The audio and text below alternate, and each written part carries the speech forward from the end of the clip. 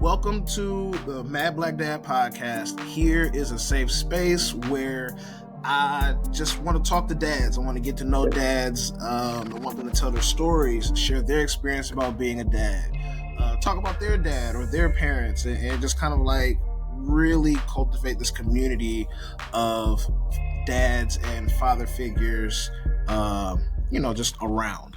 Yeah. So I appreciate you for being here. Yes, sir. Appreciate you. I don't want to take a whole bunch of your time.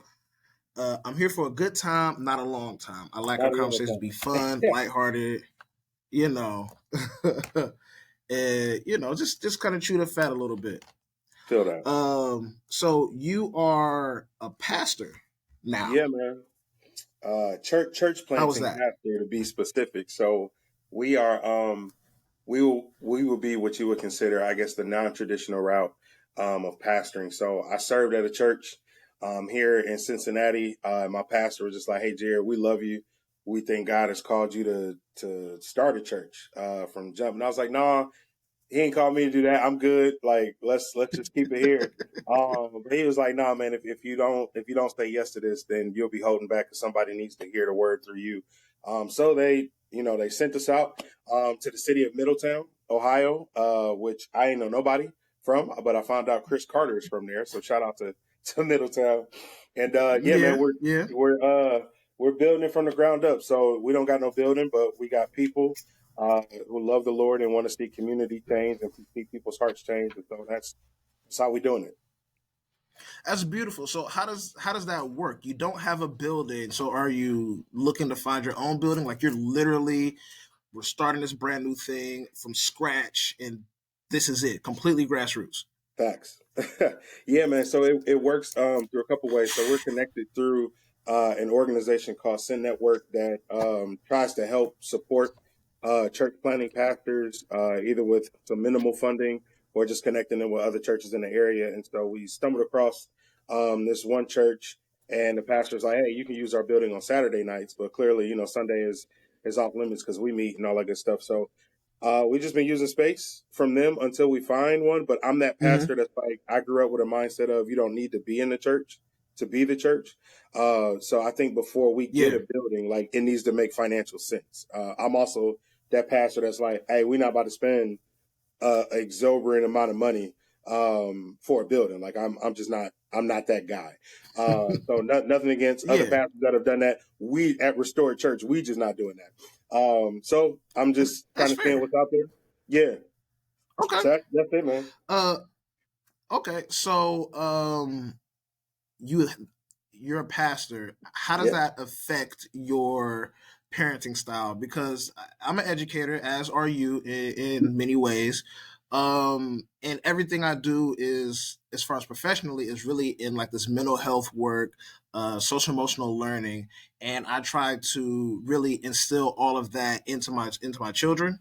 Yeah. So when my son, he's 6 now, when he gets to balling up his fist and he wants to cry, instead of saying, "Shut up crying before I give you something to cry about," Yep. I want to talk him through this and like, let's discuss these emotions and what's going on. So how does being a pastor impact your parenting? Yeah, I think in every facet, man. So I had a dad who, and I have a dad who was an elder in the church, and he always made it his duty to make sure he was aligning his parenting with the word. So it wasn't, "Hey, I'm an elder on Saturday and Sunday. Y'all see me on this platform, but then I treat my kids like crap Monday through Friday." My dad has never been that way, and so I've tried my best to take the same approach. If I'm going to preach about scripture and all this good stuff, I need to make sure I'm living it for my children. So when the Bible says, "Fathers, don't provoke your kids," as much as I may want to go at my son for doing something simple minded, I got to say, hey, wait a minute. The Bible also tells me in 1 Corinthians that love is patient, love is kind. It does not keep a record of wrongdoing. Okay, so I really got to live that out with my children so they see me as not just dad the pastor or like, hey, you're my pastor, but that you see like, no, daddy's really living this out. Like I'm not fake, I'm not hypocritical, all that. So That's how I would say it plays out in my parenting, man, and just really being more self-reflective. Like, all right, Mm-hmm. why am I making y'all do this? Is it because I grew up in the 80s and 90s and I think this made me tougher? Or is it because I just don't Yeah. want y'all to fall victim to because we live out here in the suburbs, y'all think y'all can do everything else these other kids do? Like I try my best to have a rhyme and reason, almost like my approach to dealing with different scriptures. Like, hey, what is the history of this? What is the background of this? Let me get a thorough understanding so I can present it to our people. And that's the same way I try to engage with my kids. That sounds good. I like that. The idea of just really making these interactions or these lessons or instructions to our children like meaningful. Like, why am I having you do this? Is this just Yeah. like some ancillary task, or is this like, is there motive behind this, or is there logic behind this?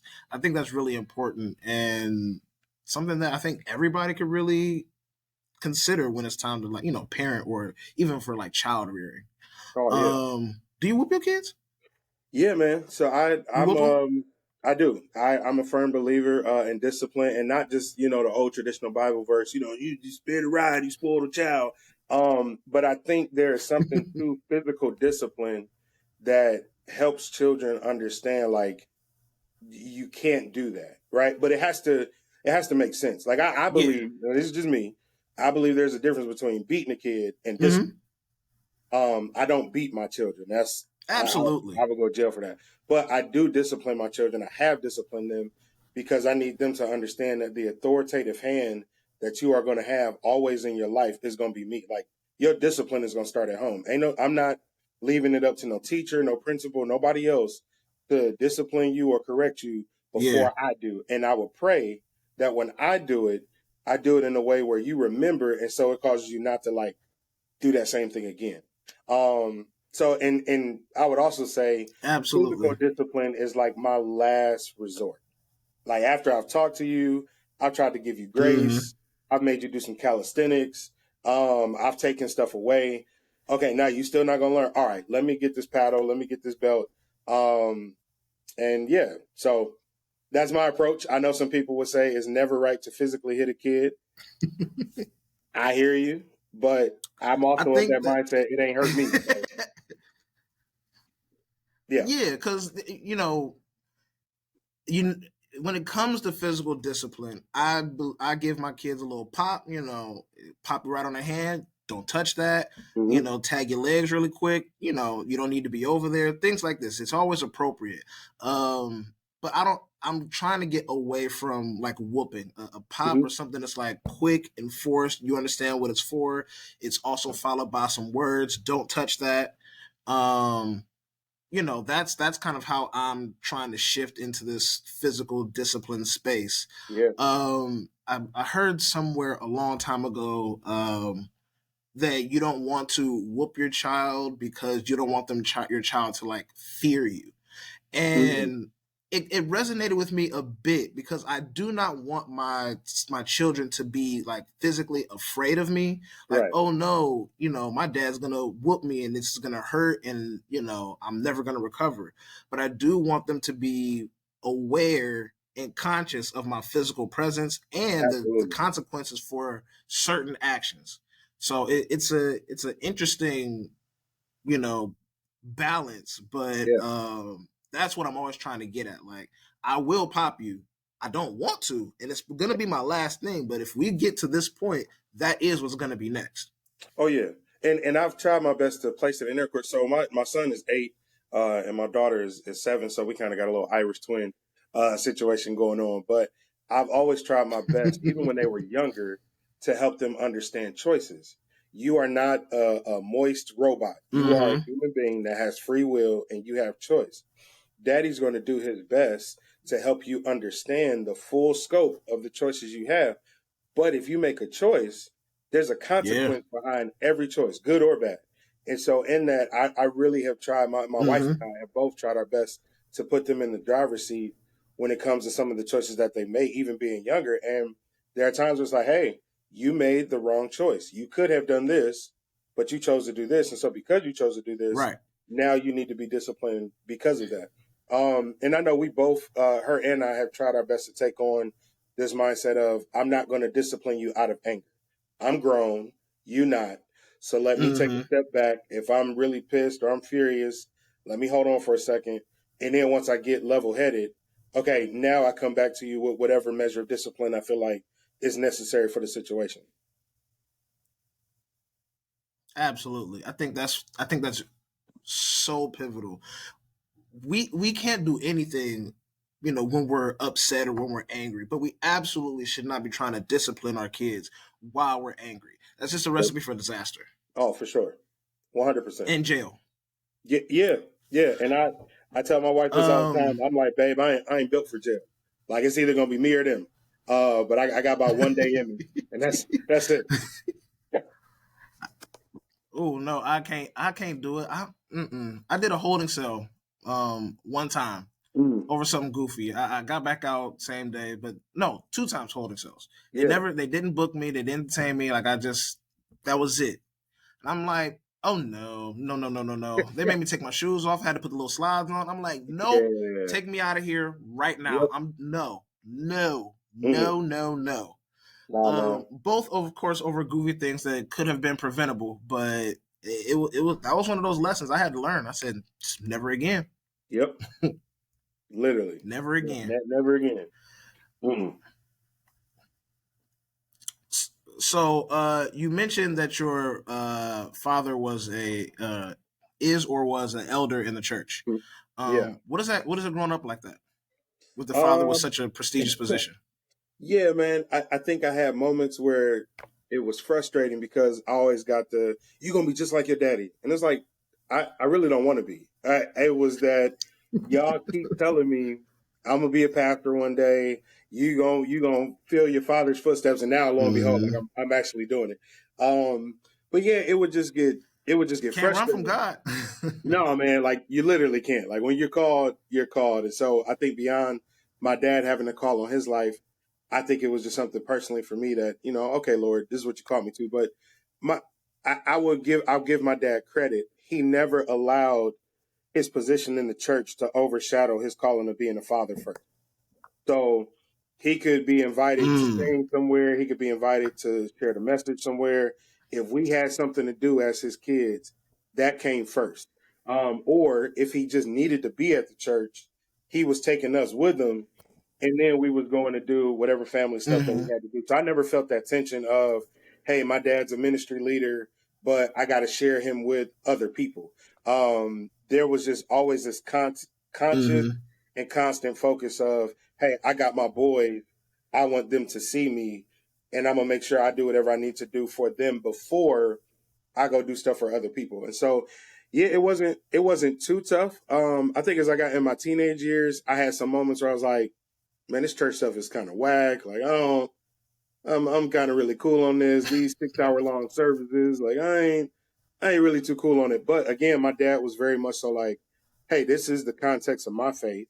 I want you and your brother to be a believer, but I'm not going to Mm-hmm. force it on you. And so then when I did get Mm-hmm. saved, we had the conversation about baptism. And so most parents are like, hurry up, you got to get baptized. My dad was like, I want you to make that choice on your own.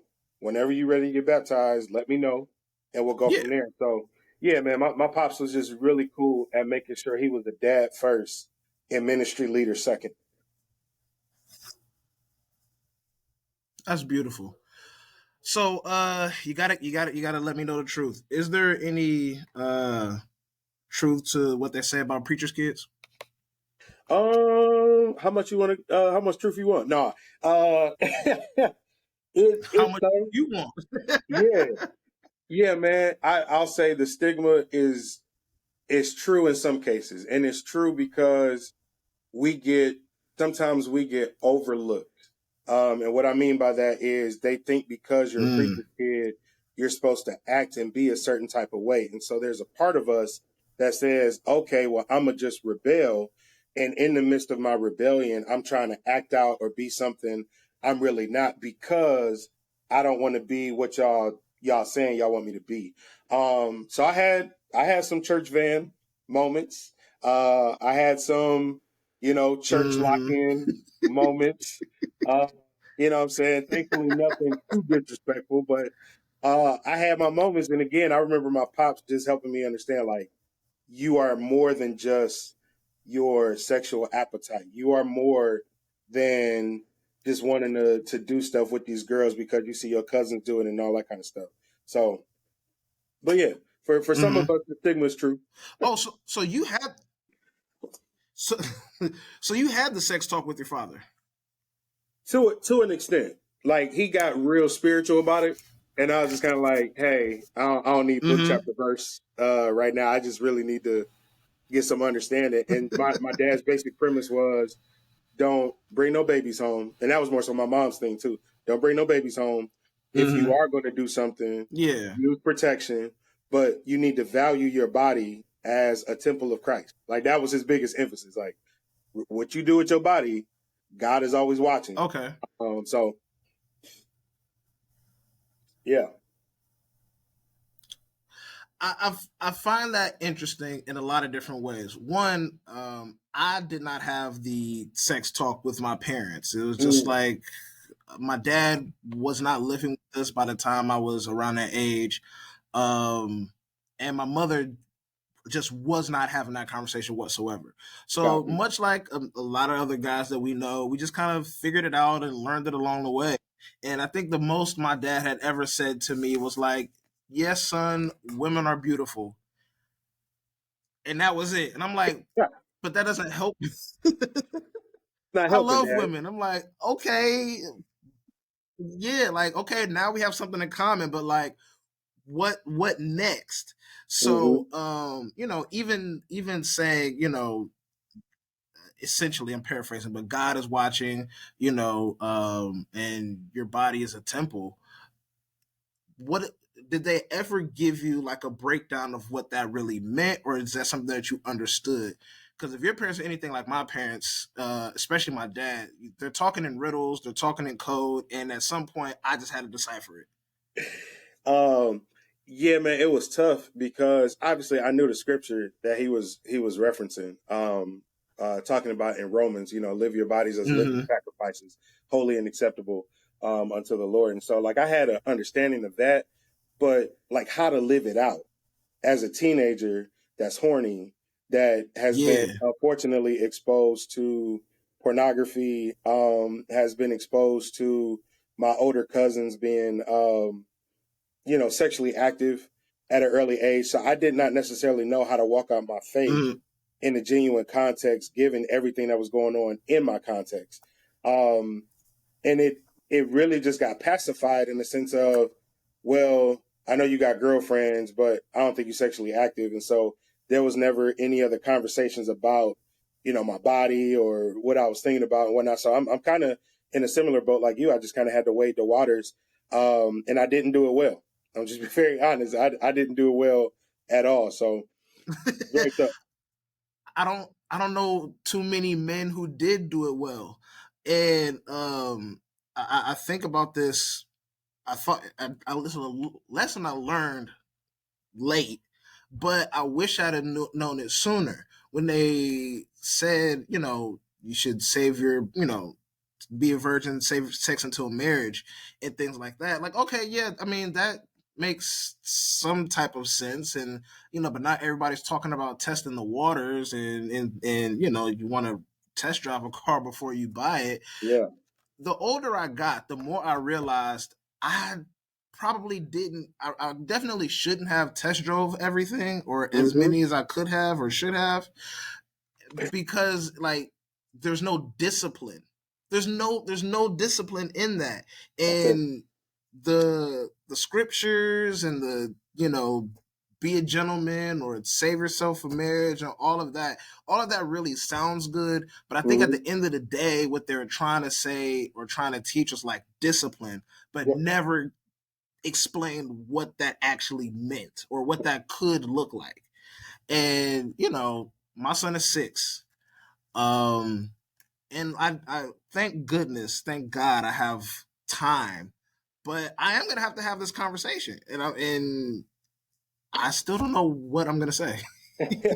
Man, I think you actually in the on the right track with this concept of self discipline. Like all throughout my church upbringing, I heard abstinence, be pure, wait until marriage, but ain't nobody talk about the fruit of the spirit of self discipline. Like nobody. So out of all the scripture we Mm-hmm. use, we just forget this powerful context of being self disciplined and the power that you have in saying, like, no, I don't got to go out with y'all. I don't got to kiss you. I don't got to expose myself to you like you exposing yourself to me. Ain't nobody bring that up. And so now my goal is, especially with my Mm-hmm. children, if you don't get nothing else, before I teach you about abstinence and purity culture, I need to, as your father, teach you about self discipline. If you can master that, Yes. abstinence ain't even an issue that we got to deal with. Like me worrying about you going and having multiple partners, that's not even a concern because I've taught you the concept and the biblical principle of self discipline. Yeah, and all and like even away from sex, having this discipline, it will probably save your life in one way or another. Like you said, you don't want to go out. So I remember a situation I got caught up with some friends, and we went out to Walmart, in Eastlake. Mm, This was years ago. I was a teenager, and we got into a situation where this guy was. I told this before on a previous episode, but he went in. He had a paintball with him, and he bought the stuff, the paintballs, and we got mm, to the parking lot, and he shot the paintball down at the ground, and a woman heard pat pat pat. She thought it was gunshots. Called the police. Very traumatizing experience. We're going to jail.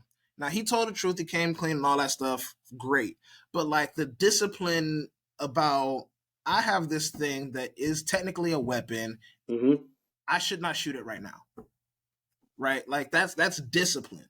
Yep. Um, Me potentially saying, well, it's 11 o'clock at night. I probably shouldn't go to Walmart for no reason because I'm not buying anything. That's discernment. That's discipline. Mm-hmm. But I'm like, no, I gotta hang with the boys, and now I have this story, or we all have this shared story that we have to deal with. Yeah. But yeah, having that any level of self discipline could have either kept me from going or kept him from doing that. Or there's a ton of situations that we have where we're like, if I was just a little bit more disciplined, Oh, for sure. I could have avoided that entire situation. Yeah, and I think for me, man, on a personal note, like when I married my beautiful wife 11 years ago, we on our honeymoon night, and I'm excited. You know what I mean? It's dope. And bro, like it broke me to think that I couldn't just share that night with her, but the fact that every girl that I had messed with was running through my mind before I get to enjoy this moment with my queen, like that. I like there are not too many things in life that I regret, but Mm. I regret having those partners Mm-hmm. and then having them even come to my mind while I'm looking at the woman that I'm spending the rest of my life with. Like it just it's so frustrating. And when I look back on it, it's like, bro, Yeah. if you would have been more disciplined in controlling your body and controlling your mindset, I ain't saying I probably would have been at a zero, but I'm Mm-hmm. saying it wouldn't have been as many partners going through my mind as it was that night before I'm engaging, with the love of my life. So that's my sermon to every young brother that I come in contact with. Like all this sleeping around and doing what you want to do, it sound good, it look good, but bro, there's Yeah. a depth of frustration that's gonna come on the end of that you're not even prepared for. I agree. Well, to an extent, because also because I'm older, it doesn't look good as you thought it did. It doesn't look good. You look messy. You look Yep. like you for everybody. And maybe I am old and washed up, and I'm okay with that compared to my students or some of these younger people. I will take that, Hmm. right? Because there's a piece that I get because I am consistently and consciously choosing just to be committed to my wife. Yeah. Um, and I wouldn't trade that for the world. I wouldn't trade it. And yeah, I do wish we could just like take a little magic marker and just erase Man, listen. some of those situations. Um, and nobody wants to. I don't. At least I don't believe. At least that they say like stacking bodies. Like I don't want to be like a mausoleum. Just have all these bodies that are carrying with me everywhere I go because Yeah, that that these leave a mark mentally or spiritually or however you want to look at it. I don't want this footprint to be following me any longer than it has. absolutely. And even for me, man, my wife and I had to talk about this. I didn't want her to show up in a room or a space with me, and somebody from my past comes up like, "Oh, we know I slept with your husband," and she'd be surprised or thrown off. And so Oh I my had god. to have that conversation. Like, look, Yeah. before I say I do, let me unravel every person that I've been in their bedroom, they've been in mine, so that way that depth of awkwardness never has to Mm-hmm. take place. You know how transparent you got to be with somebody to lay out all of the bodies that you've had before you commit to them. Like, it's crazy. That's scary. Yeah, That's man. scary. And I don't,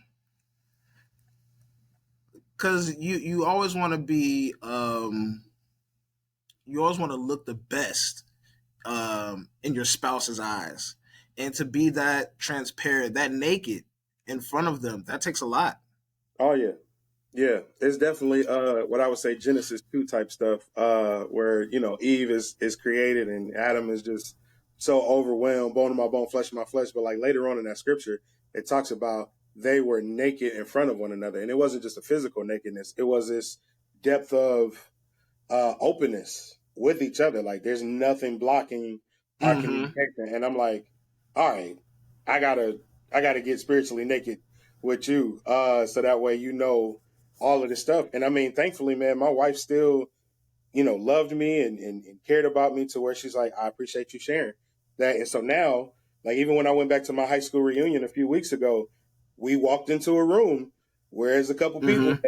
that I had relations with, but she doesn't have to feel a certain type of way because we've already talked about it. It is what it is. And I mean Yeah. she got the crown at the end, so she the one that got the ring. So Absolutely. Absolutely. yeah, man.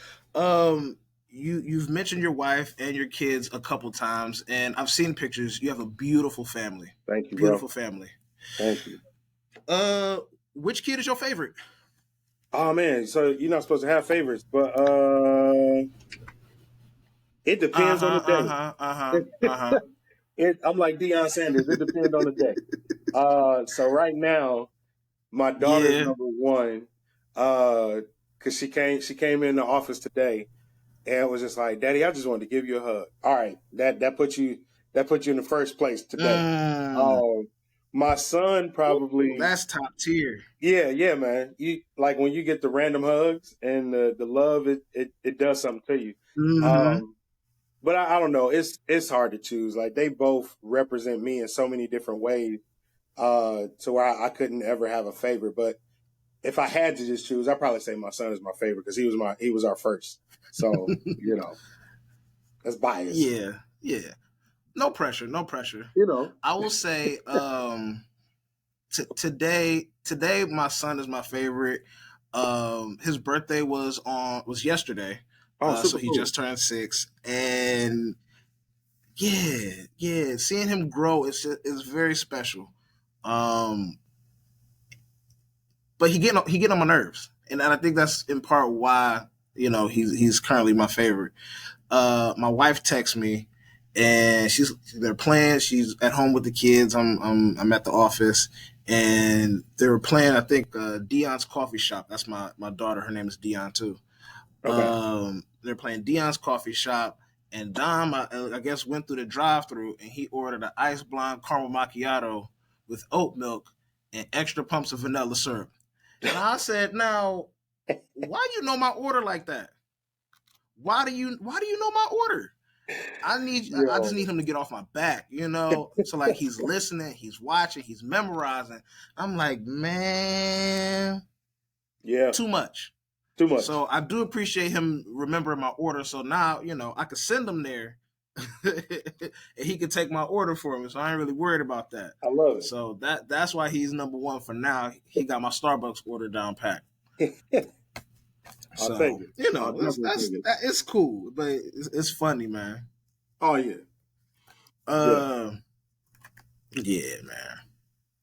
So how long have you been in? Well, I guess Middletown, because you did say Cincinnati, Dayton. And have they moved with you, your kids, this entire time, or have you been down there raising them? Yeah. My bad. Let me. I'm trying to get my stuff together here. Always something with technology, man. I think Yeah, that. I think that does it. Hold on. All right. Okay. I can change I'm, that on the I'm cutting room floor. Don't worry about it. all right. Cool. Yeah. So I'm blessed in the sense that my wife and I have had our children together. So no kids outside of our marriage, thankfully that I know of. And I mean our kids have been with us every move. So we had JJ in 2014. And we called him our miracle baby because the doctors were kind of like, y'all Mm-hmm. ain't gonna have kids, so you might as well adopt. And we were really like focused on starting that process. And on the Mm. whole, my wife was like, "Hey, I'm pregnant," and I was like, "By who?" You know what I'm saying? Like, the doctor said we ain't supposed to have kids. well, Like, well, let's pause right there. yeah, Yeah, let's pause right there. Um, how is it going through that experience, or can you talk about that experience, wanting to have children, but then receiving this type of information that it may not be possible? Like how did that change you as a parent, but also your relationship with your wife? yeah, man, I felt like a failure.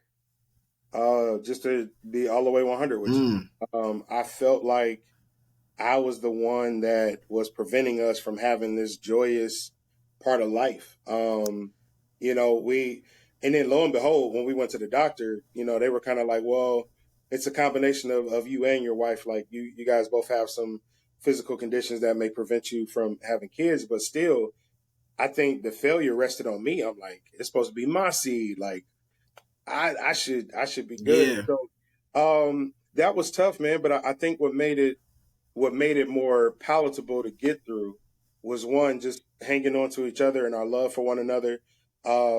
Putting in our minds that, hey, even though the doctor has said this, we believe that, we're going to conceive when Mm-hmm. it's time. And not like making each other enemies. So I could have easily went to my wife and was like, oh, this is your Yeah. fault.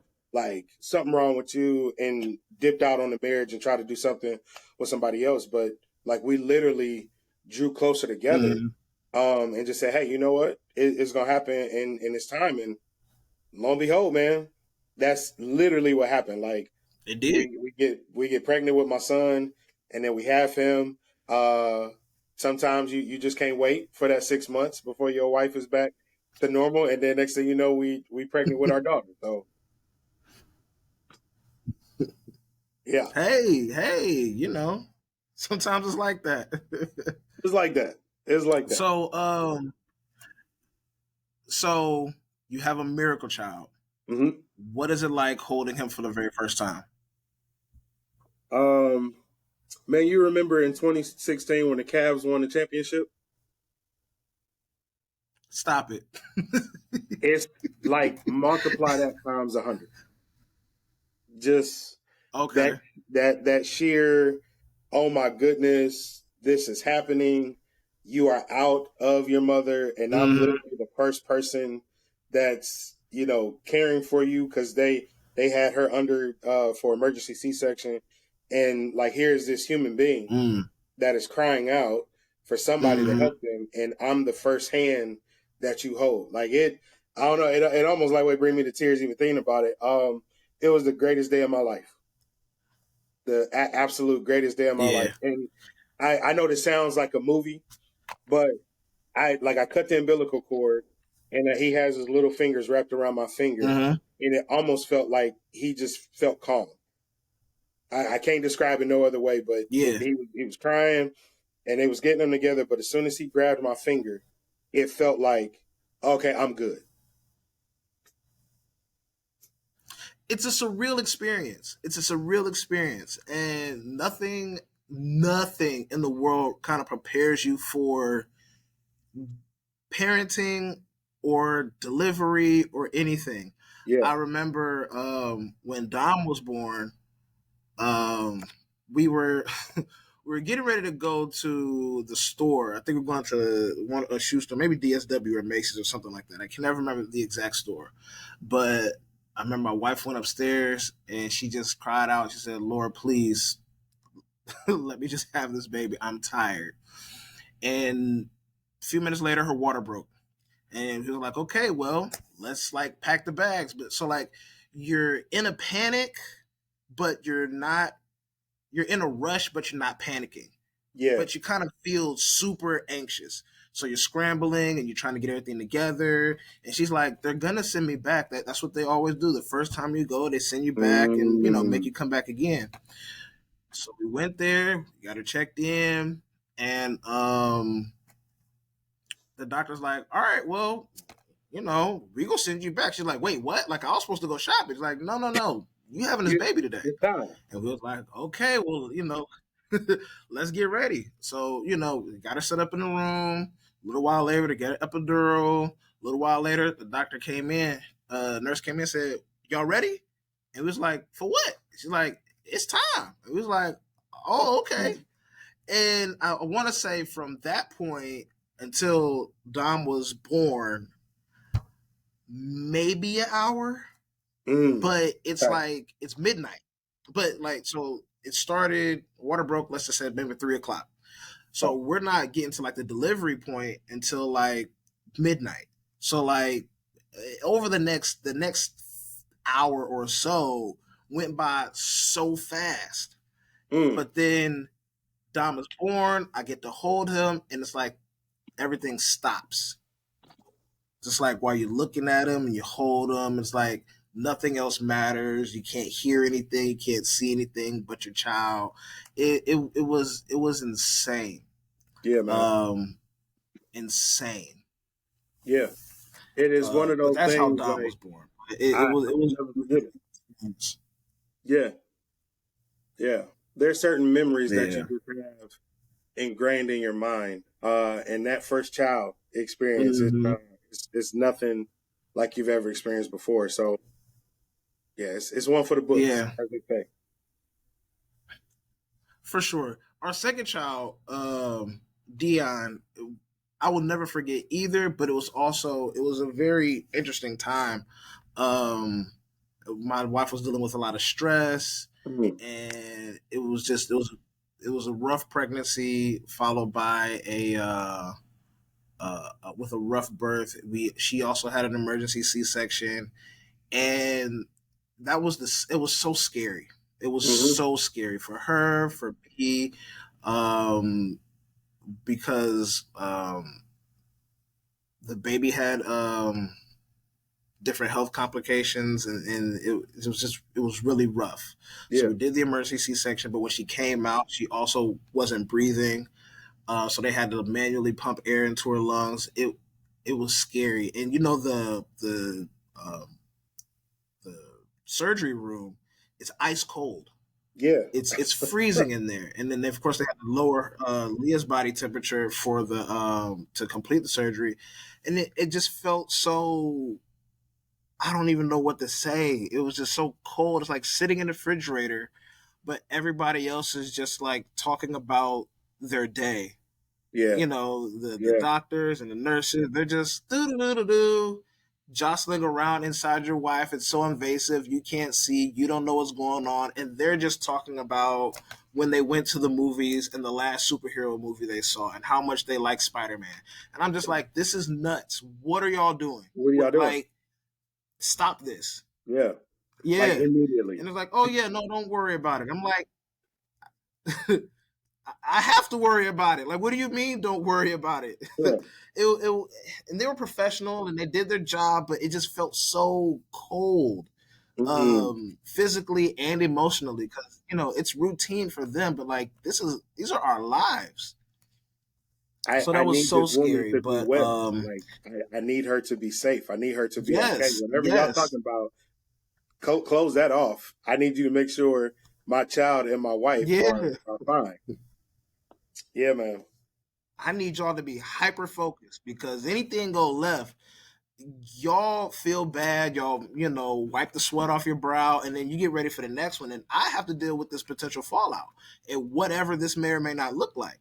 So I Yep. just like it was so scary, but they delivered a healthy baby. Dion is one now, and she is full of energy.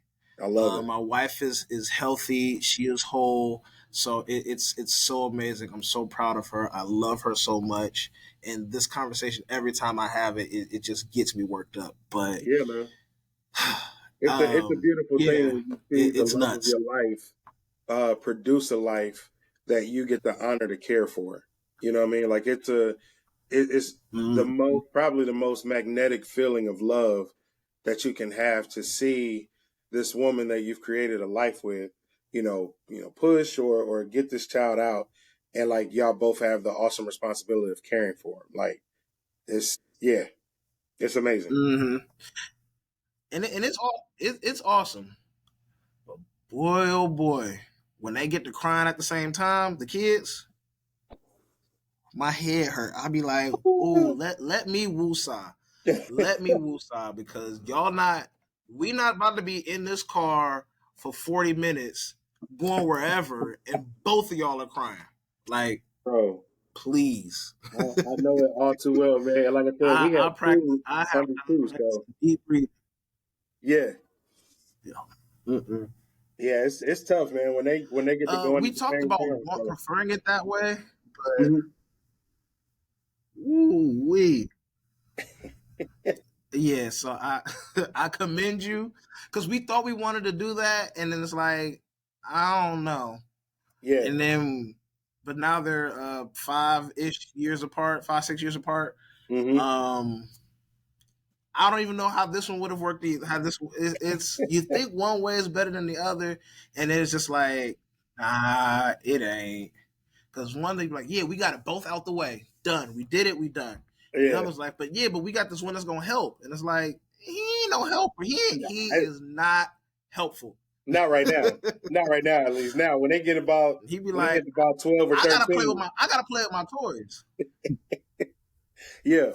When he get Yeah, but by that the that time he's 12 15, or they should be 13, all right. she'll be 6, 7. So like, Yeah, you think that the older sibling gonna be helpful. The older sibling is not helpful. They are concerned with themselves, with playing with their toys, whatever. And I'm gonna one day I'm gonna tell both of my parents thank you because I didn't get it, but I get it now. I yeah. my sister and I are 4 years apart. Okay. Um, and as an older brother, I probably wasn't helpful to them. They thought, oh, ha, ha, ha, we got an older brother. He's gonna be there for her. I probably wasn't there. Yeah. It's I like, I'm probably out. wasn't there. I know as a I'm good teenager, with it. by the time I'm in high school, yeah, I'm in high school. She in middle school, so not doing it. And then I went to college, but she still had to do high school. Wasn't there, but like them formative years, I don't know how much I helped. I don't know how much I helped. So Bro, I they have try to lie to the me and tell me that I was a good big brother, but I don't know.